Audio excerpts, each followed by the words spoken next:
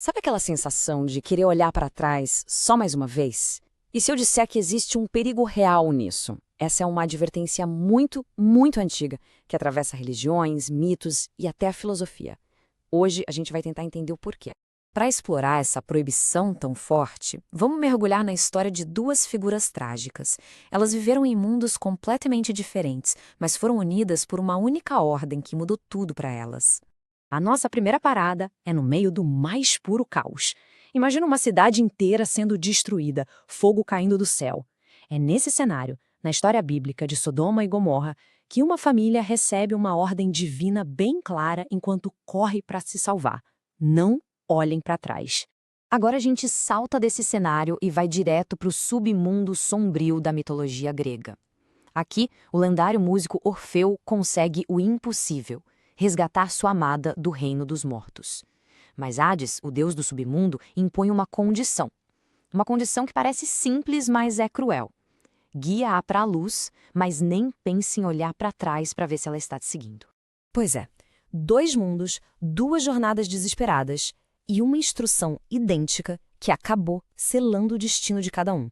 Não olhe para trás. Tá, mas como é que essa proibição se desenrola na prática? Vamos analisar essas duas histórias, começando com a de uma mulher tão marcada por seu erro que a história nem se deu ao trabalho de registrar seu nome. Pensa só, no livro de Gênesis, a mulher de Ló está correndo em direção ao futuro, à sobrevivência, mas o coração dela ficou para trás, acorrentado ao passado. Cada passo para frente devia ser uma tortura, porque ela estava deixando tudo. A casa, a identidade, os amigos, tudo aquilo que ela conhecia virando cinza. E essa incapacidade de se desapegar teve uma consequência imediata e, de certa forma, terrivelmente poética. Ela se transformou num monumento da sua própria paralisia, uma estátua de sal, para sempre olhando para aquilo que ela não conseguiu abandonar.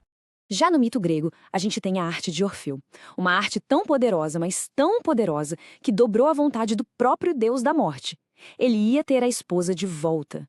Mas essa vitória vinha com aquela condição, uma condição aparentemente simples, mas que era uma verdadeira tortura psicológica.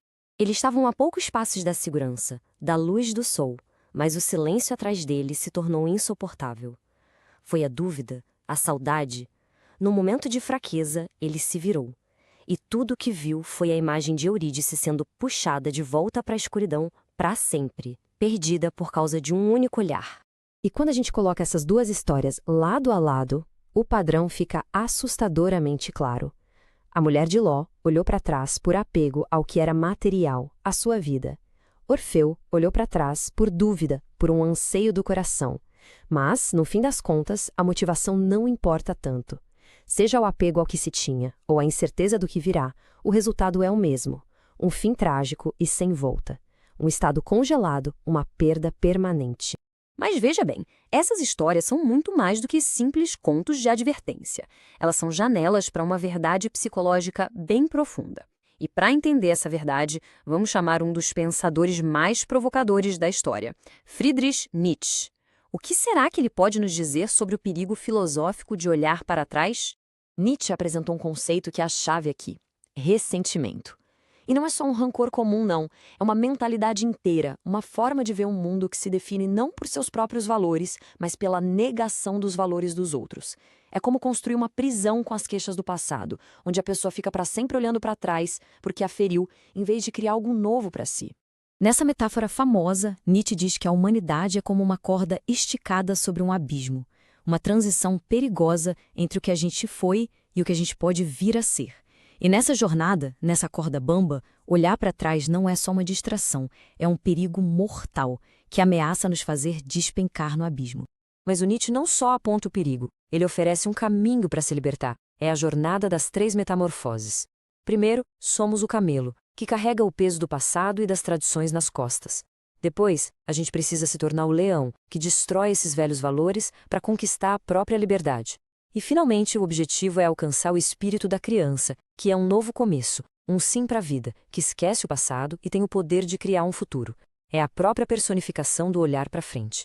E olha, essa advertência ancestral não ficou presa em textos antigos, empoeirados. Ela ressoa com uma força impressionante na sabedoria moderna, como um princípio que nunca sai de moda, seja para a inovação ou para o crescimento pessoal. O visionário da tecnologia Steve Jobs, um mestre em criar o futuro, resumiu essa filosofia de um jeito brilhante. Para ele, ficar remoendo o passado era simplesmente inimigo da criação. A única forma de avançar de verdade era focar toda a energia na invenção do amanhã. Já o escritor Caio Fernando Abreu leva essa ideia para um lugar mais íntimo, mais pessoal. Para ele, olhar para trás não é só ser improdutivo, é um ato de autossabotagem. É como deixar um pedaço de si mesmo pelo caminho e partir incompleto para o futuro. E a Marta Medeiros nos dá a metáfora final e talvez a mais poderosa de todas. A vida como uma flecha.